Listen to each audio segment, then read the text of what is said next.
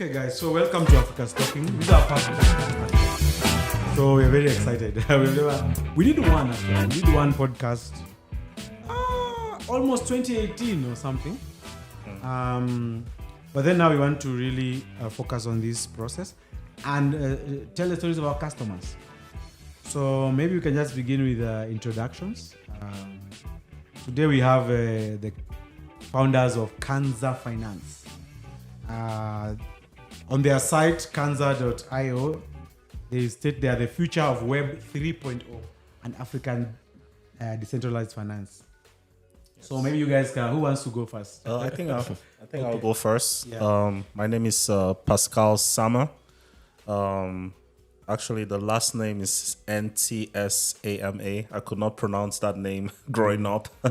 It's the Nt is kind of silent. But I'm originally Cameroonian. Okay. Mom and dad are Cameroonian. Okay. Grew up in Cameroon until age 12 when we migrated out of the US through a lottery process back then. Oh, nice. So my mom, we left her dad back in Cameroon and migrated to the US for the greater goods of things, right? And I went straight into high school education. And that's kind of like secondary level education in Georgia, in the United States. And I went to a pretty interesting school. Actually, I went to school with, I think his name is Amino Al-Farouk. He's an NBA player. Oh, so wow, the school is really popular. My high school, Norcross High School, very popular for like basketball players. Jeremy Lamb came out of our high school as well. Nice. Jody Mix and a few other NBA players. Okay. So I already felt like there was greatness, right, happening around us. Even then, they weren't NBA players, but there were just a lot of prospects. In high school, I was just focused on learning everything, right? The culture was new to me, so it was not so much challenging because I feel like in our generation, we didn't have access to the internet per se, but we had access to like enough TV, enough series to understand what is life like in the United States, right? That's so for me, it was just leveraging all those things that I knew before, right? And learning my environment. So I wasn't necessarily like attracted to anything at that point. Technology wasn't at the core of my focus. If anything, it was playing video games. So I just enjoyed playing video games. But from then on, I graduated from high school and went to Georgia Tech. Now that's serious. Yeah, it's still in Atlanta. Yeah. And I guess with Georgia Tech, I just applied to most of the top programs in Georgia and got accepted.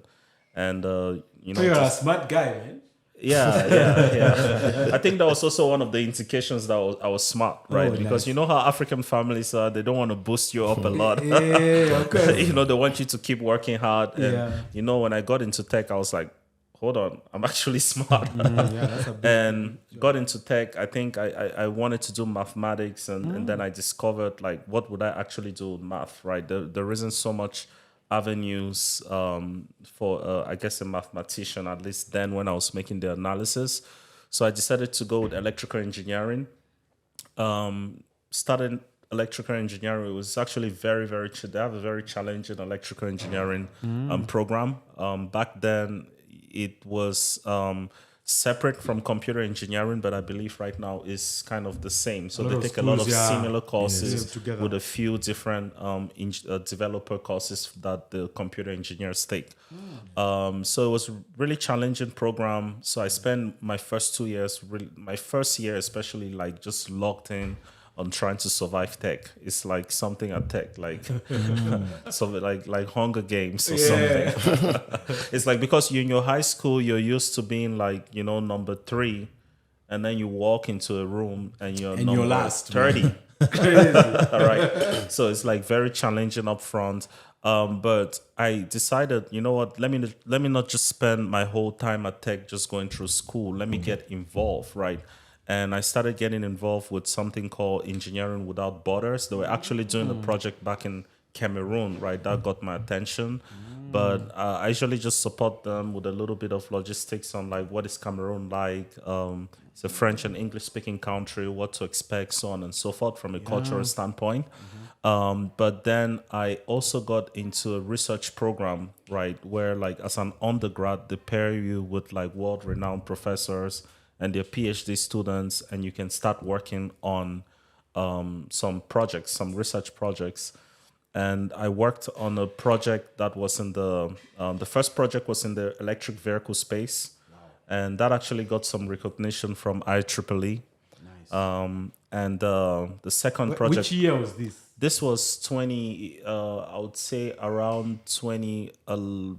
I would say 2010 to 2013. That's quite early in the game, man. Yeah, and exactly. I think then the first model was just out of the Tesla. GE was doing some stuff with electric vehicles, but a lot of things were in the lab, right? Okay. There were very few electric vehicles in the market. They were quite expensive, and the technology was quite new, right? There weren't so much like imagery, self-driving, all those things. Exactly. They were kind of like future products. The focus was how do we build a system that is energy efficient, right, and durable and sustainable for most drivers. I don't want to go too much into the details of the research because I think I'll bore the people, the audience. But I also did a research in IoT, which is quite interesting. And I remember the first time they were explaining the research to me, they told me, just imagine playing your video game, right? But you never have to charge your controller. Your controller is charged wirelessly, and your controller communicates with a console, and the console is connected to your TV. So I'm talking about like this is probably like 2011, right? Most consoles then there was like between the controller and the console there was a cable, so it wasn't wireless, right? So I was like, wow, this is really interesting. But I could extrapolate that across many other types of like solutions. Yeah. And that got the attention of AT&T. My final year when I was graduating, they were amazed I worked on such a project. Brought me on to work for one of their headquarters teams that was focused on basically deploying 5G across the US and also what they call indoor networks, right? Like stadium, big venues, they need their own networks. So I was part of that team. Worked there for about, I would say 5 years. That's where I met Deji. And we just met early on. He was from Nigeria. I'm from Cameroon. So neighbors. Yeah, and I with think the competition for the food, the yeah. sauce, and this is like the rice. This is like post. This is like post Davido, right? This is post Davido. We're in Atlanta, so it's cool to be African, right? And we're in this company, and we have things in common that we could talk about, even as side work. So we just kicked it off. And from there on, I think Deji and we decided to start a few ventures very, very early on. I would say probably we did maybe 20 or maybe 30 different things. Yeah. Some of them were like consulting projects, right? Like, for example, we had a consulting company that we really did just one project, but that project was very interesting. There was an investor in London that was looking at getting into the Brazilian market, and he wanted us to do a SWOT analysis and about the fintech space in Brazil. So essentially, we collected a lot of data, sent him a report. And what was funny about that exercise was he had contacted a few MBA grads to do the same. And apparently, our analysis was what he went with.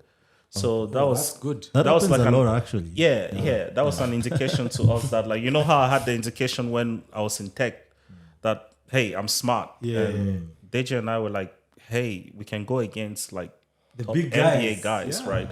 And the customer actually takes what we produce. So I think that was kind of like the early phases of us forming Canza Finance, because like obviously finance is such an important part of society, right? Like if access to finance and quality financial services are not available, it hinders a lot of other aspects of life, right? So at that moment, we started to zoom in more and more into finance, right? And we started to realize the issues that we had back home, and also opportunities, right? With every issue, there's an opportunity, be it remittance, be it savings, be it lending and borrowing. And it just so happened we're completing a kind of like, I would say, an internal Shark Tank that AT&T did. Okay. We submitted an idea to basically leverage blockchain technology, which at the time Deji was doing his master's thesis on, to facilitate remittance between the US and Mexico, right? Nice. And that got into the process, and the final part of it is you get a direct review with all of the VPs of the company. And at that time, I had left AT&T to go to another. I was chasing money, so I'd left to go to T-Mobile, and Deji was still at AT&T, so he had to go pitch to all of the VCs alone, right? Yeah. And so that got accepted into the program. It got rolled over to AT&T Labs for further review, and we just looked at ourselves and said, you know what? We've gotten so much assurance, right, or reassurance that this is what we're supposed to do, and we have the capabilities to do it. Let's start our own solutions, right? And that's what gave birth to Canza Finance. Canza Finance. Yeah. We wanna ask Deji to say something. First of all, Deji, Hello. where were you born? Okay. And even before he answers, there's always this fight between Cameroon and Nigeria. food, Oh yeah, Cameroonian interesting. pepper. yeah. He already knows who have the best jollof. He's been to my house. He's eaten at jollof You before. see, guy will say it. Nigerian pepper is hotter. I love how Africans. Since fight we're in around Africa's talking food. headquarters and just talking. But yeah, so who is Deji? I mean, can you tell us a bit about yourself? Yeah, no worries. So my name is Oyedeji Oluwoye. I was born and raised in Sydney, Australia. Oh, nice. So I left there when I was young to Alabama in the US. My dad is a professor. I taught at the University of Technology, Sydney. Then moved to Alabama A&M University. So I finished my last couple of years of high school there, and then I also did my bachelor's degree at Alabama A&M University. So during school, I did like a lot of CompTIA, CCNA type of test, network engineering certificates, just so I can basically have that extra. At that time you want to add more stuff to your resume, right, and be more skill set heavy. So I did those early on. And then I graduated from there, and I was like, okay, I gotta get a job, right? It's the time is to be a grown man. So I got accepted into the AT&T Network Leadership Program. So I moved from Alabama to Atlanta, so pretty close, like 3.5 hour drive. So I migrated over there, and then I just started getting into network engineering, much more heavy when you're in the 24 hours a day type of thing. So from there, network engineering, AT&T. Like I said, my parents are African, so they are born and raised in Nigeria. Yeah. Osun State. Osun. Yeah, my guy. But out there, so both my parents are Yoruba, so they have an interesting background themselves. But they migrated. They went to school in the US. They went to do their PhDs in Australia, and that's where I was born and stuff. So I'm the youngest of four. But when I went to there, I had to do my master's, right? So they tell me that the bachelor's degree is the new high school degree type of thing. It's getting much more competitive. So I started at Georgia Tech. They had a new online program there. I did 1 year of their like SDN networking, software-defined networking, and then I also did like healthcare informatics. And then from there, I was really big. My dad's very big into research. So that program didn't have a research component, so I transferred back to Alabama A&M. And at that time, so the thing about the US, they teach you all these good things. US is very good. It has its pros and its cons, but the pros is that everybody has a fair shot, right? As long as you understand the process, you understand this structure, then you can go from 0 to 100. So at that point, I was learning a lot about 401ks and personal finances, because that wasn't really taught, that financial literacy piece. So at that point, I knew I had network engineering background, and then I was learning a lot about finance personally. So that led me into YouTube, it led me into books, but the YouTube video, I think I had an ad or something, and then that when I first heard about Bitcoin. So from that part, I was like, okay, this I'm gonna do my master's thesis on. So it's called the network analysis of the Bitcoin network. So I did that in fall 2015, and then I defended that in spring 2016. So I've been down the rabbit hole, digital assets, blockchain, and telco ever since. So that's pretty. And then Pascal mentioned the story about the AT&T labs and things like that. So that's where all the entrepreneurship stuff comes from. Actually, I was this important story he left out, right? Yeah. So Deji kind of won me into the crypto space. And Okay. it probably took about like 6 months. And first he started from like the technology standpoint, saying, hey, decentralized technology is going to be the next big thing. Yeah. And crypto is going to be the next big thing. And I was like, crypto, that's not going to work. The central bank is going to kill this thing, right? And I just kept bringing a lot of mandates that are going to stop. And one day he was just like, hey, man, just come check how much I made on Ethereum. Oh. And I looked at it and I was like, oh, I need to start I need trading. to join this thing, man. So I forgot about all the regulatory stuff. It was like, how do I make more money off what I put in Ethereum, right? And but then that was really important because we learned one of the biggest lessons. Then we learned, I think we started to get a sense of like, how does the market sentiment affect every other thing, right? I think a lot of crypto traders, I would say they're like very good researchers. You need to know, you need to be able to like think forward. You need to look at the information and project it, right? And make a decision if it's going to affect the price upwards or downwards. Yes. And we started building those skills, you know, right before I think the 2017 boom. So Yeah. So the boom was good to you guys in some form. Everything is everyone. cyclical. Everything has its cycles. yeah, I mean, I'll be very, very honest, right? It was really good, right? But then it was really, I think the following year was really bad, right? Which was the same indication with the market. Yeah. So, you know, in the bull market, everything is going up, right? So you feel like everything you're doing is right. Like I literally created a predictive model that could, pretty much you can do like hour to hour predictions based off multiple different sentiments, right? Social media, all type of stuff. Okay. But just because the market was trending up, right? So it didn't matter what type of technology I was building. It was already going up. biased. So there was some like I would say the reality was very it was like a disguised, right? Okay. And I think that's what took a lot of us took a hit in the following year because we're still stuck with those mechanisms that we've entrusted, but then the market doesn't care, right? The market is doing what the market does. So, So I have a question before even we go deep in the crypto situation. What does Canza Finance do, and what can it do for? What's your target market? What can Canza Finance do for someone? And then now, basically, we'll talk a little bit about, the crypto ecosystem because it takes a miracle right now. I think, especially in the last couple of cycles, to run a Bitcoin or a crypto or a blockchain-based startup. I think Right. so some people have been butchered. yeah. So I mean, what does Canza Finance do? What can it do for someone? Is it as an institution or as an a normal guy on the street? Yeah. Yep. I think Deji can take Deji can take it away, man. Okay, Deji, tell us. So basically, Canza Finance is just really bridging traditional finance and then decentralized finance together. Okay. So what it do? Well, the mission is for sub-Saharan Africans to have access.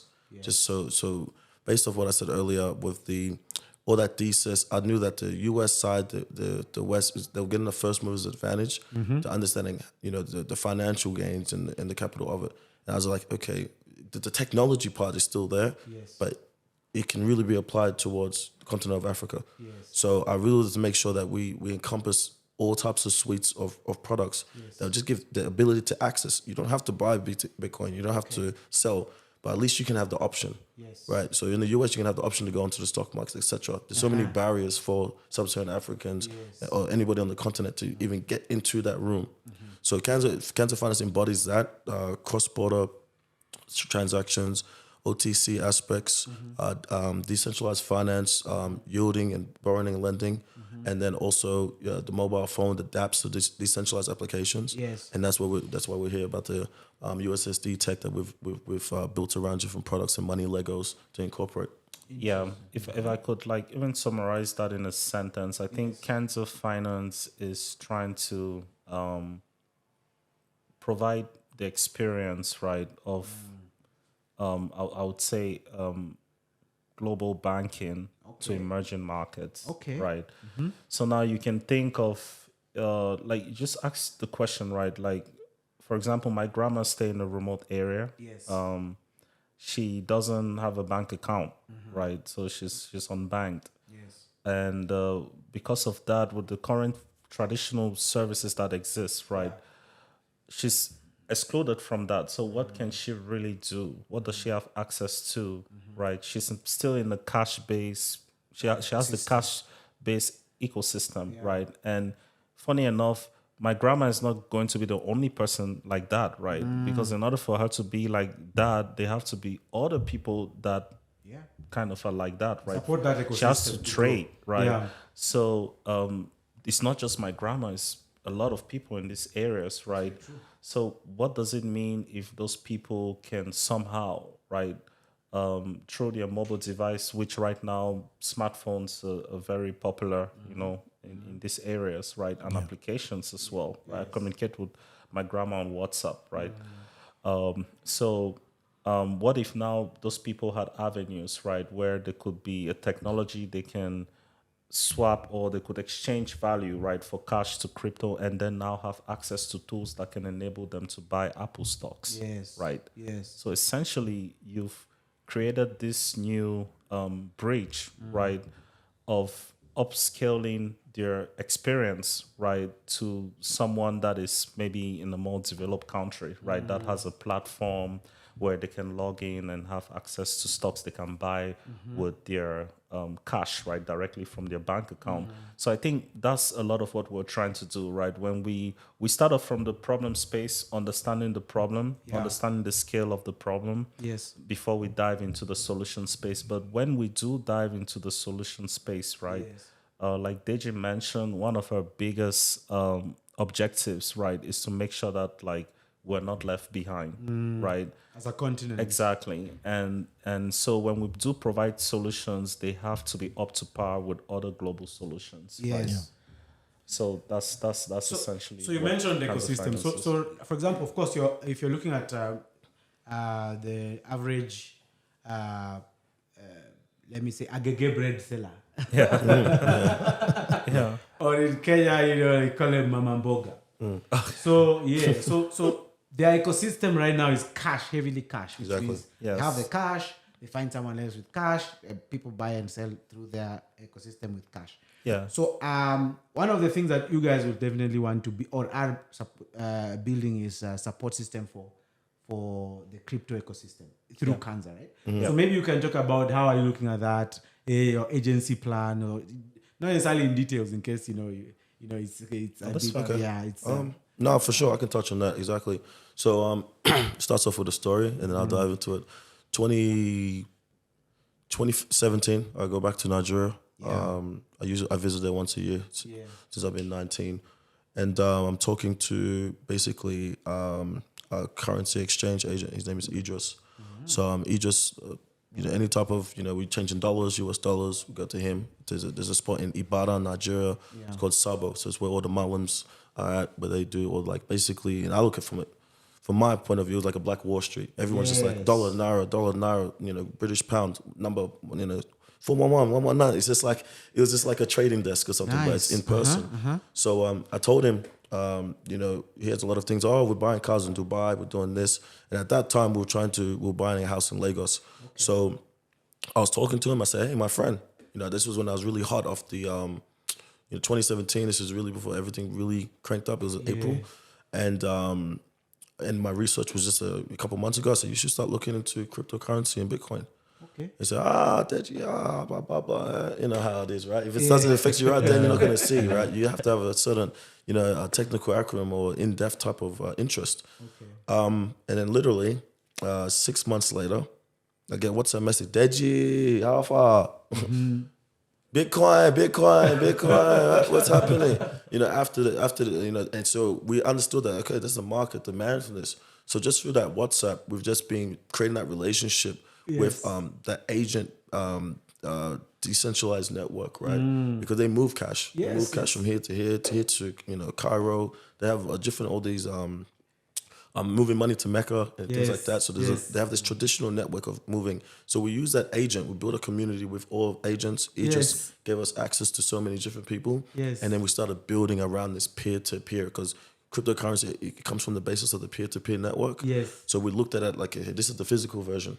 So now we can build, and like I said, these money Legos and these tools around peer-to-peer markets. Yes. So that's where we started bringing technology on top of like a layer one infrastructure of agent bankers. Yes. Actually, we need to bring context to guys who don't know what happens. But what you're talking about also happens in East Africa, where we have the Hawala. They call it Hawala. Hawala. Yep. Yeah, Hawala. Yeah, so basically, like, there's just cash that people exchange. Maybe in Kenya it's not so big because of regulation. Yeah. But maybe it should be allowed because it's a way of creating employment. There's so many of these guys. Yeah. But what I hear from you is that, one, their pace of learning anything to do with money is very fast, which means they can even drive crypto adoption now. Oh, yes. Because as long as your Hawala or your M-Pesa agent can do your crypto transactions with you, that's very interesting. So you even have to think, right? Because like this trade has existed such a long time ago, right? Like during the gold trade, and I think From the butter trade. Exactly. It's really what you're saying is that this is as African as it gets. I think it's probably like the strongest financial system that has been overlooked over time that is going to always survive. Right? That's one thing I learned about the It's just that the assets change. Exactly. Whatever is being exchanged. The asset would change, but the network would keep It's on, still there. right? And a lot of people have to understand these FX agents, especially in Nigeria, right? We don't get to interact a lot with them because it's just, hey, Apoki, I need like this amount of dollars, so they do the exchange. Yes. But in the back end, they're very, very sophisticated. Very sharp. Okay. They have to manage balances. They have to facilitate high frequency transactions. They have to build relationships among each other. They have to build relationships with companies. They have to build relationships with banks. So trust. They have evolved so fast, right, over time, right, where like for us, like fintechs, right, trying to do the same thing, it's kind of like a joke, right? Because like they could work with us, right? But they've understood that like their business is not always going to work how it's working now. The asset might change. There might be new laws that might make it hard. So now they're a lot more open to working with startups and new technology. But it's actually quite interesting that we don't know what the Hawala system is worth today. Oh, nobody knows what. So that is an put a tag on unbanked it. sector. Exactly. Yeah. it's unbanked, but it is the bank. Exactly. It is the bank that your grandmother understands. Yeah. They issue loans, by the way. Like the FX agency, they issue loans to businesses, right? So That's what I was going to touch on is that at Canza, we do a very big emphasis on localization infrastructure. Okay. So that's one thing that me and Pascal were to do. We didn't want to come from, we went to school in the US and et cetera, and bring like a square into a circle. We want to build around the local part. So what you mentioned is that if your natural behavior is to go to one of these currency agents, let's build tools around that. So you don't have to change your natural behavior, so you can still do your everyday business. Yeah. right. Yeah. Wow. So I had a question, Pascal, and this is a bit to from your background. Like you were born in Africa, but you went to US.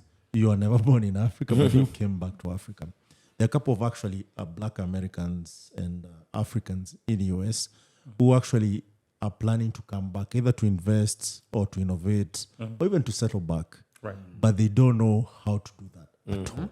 So how would you like help them like figure that out, such that, because Africa is like the next big economy per se, and that's catching up, and tech is leading the way. I'll dive in. I'll dive in first. I'm gonna say funny market, but it's a mindset thing. I think if you really want to move back, you're gonna move back. It's just like if I really want to get coffee right now, I go grab some coffee. So it's something. It's just like a choice. If you're really gonna jump over that hurdle, definitely it's to me it was way more reward here. I think that's one of the reasons why we left the corporate American system, is because that we knew that the opportunity even to move up is just all this extra, and I could come to Africa. You've really built. It's more innovative for entrepreneurs. The possibilities are much more from our point of view.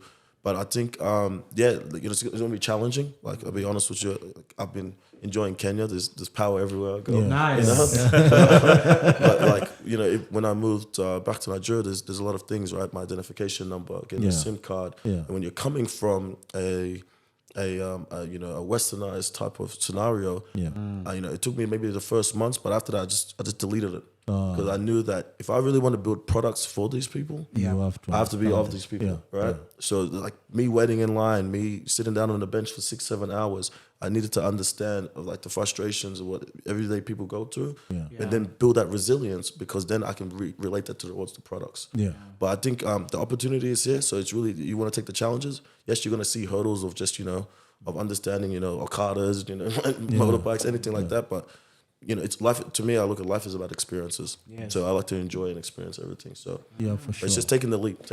It's worthwhile. So I think in my opinion, it's important for them to understand that like Africa is home, right? Like for me, first time in Nigeria, I was kind of hesitant, right? I was scared. Everybody was like, "Oh, be worried about security, be worried about this, be worried about that." But to be honest with you, I felt at home.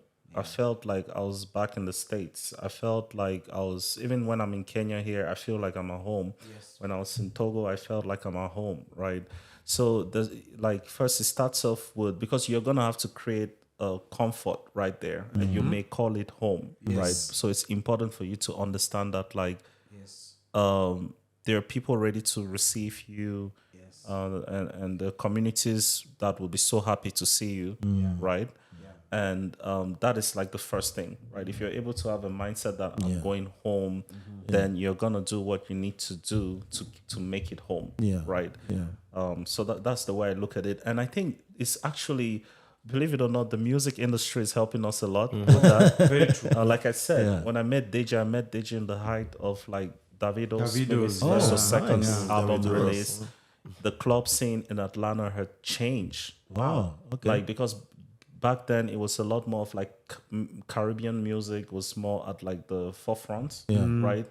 And then now African music became kind of at the forefront. Yes. And so now a lot of DJs playing African music, a lot of events, right? That were now bringing Africans Artists, together, right?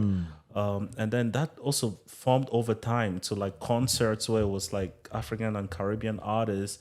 And then now it's formed to like Burna Boy, right? Coming here and going to the US, having major concerts, and you see people from all around the world. So like the music part has helped us a lot, right? Or entertainment, right? Has helped us get into that space of like feeling together, right? So it's now so easy. We have so many friends, right? Common African American friends that whenever we're going somewhere, they're like, "Hey, I'm coming," right? And they've experienced the music. They've also probably experienced the food, right? So the restaurant Even industry, the dressing. exactly. Like So, last time Davido went there with like African designers, African print, and he was interviewed about it. Yeah. Imagine the perspective and the platform that actually adds. So Exactly. So we all have I feel like we all have I think there's a responsibility for us and there's a responsibility for them. Our responsibility is to make sure that we let them know this is home, right? You come get the experience that you're looking for. Yeah.